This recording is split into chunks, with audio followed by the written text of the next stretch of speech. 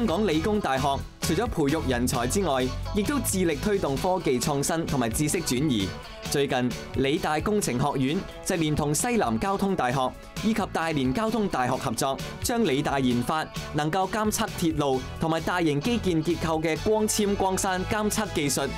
喺全國高鐵試用，以提升高鐵嘅可靠度，同時監測鐵路嘅結構健康同埋安全。理大工程學院非常着重基礎同埋應用研究，無論喺國內外都得到許多嘉許。例如我哋喺光學方面嘅基礎研究，將精密光學應用喺先進太陽能板同埋 LED 上面，對社會可持續發展有重要嘅價值。另外，我哋喺光纖傳感器嘅研究方面，亦都取得到突破性嘅發展同埋應用。利用呢啲通訊嘅光纖咧，嚟做呢個傳感器嘅，你可能估唔到呢度到底有幾多啊？呢度25公里啊！佢可以放喺好多以前冇辦法安裝嘅監測點，連接同埋覆蓋範圍可達到100公里。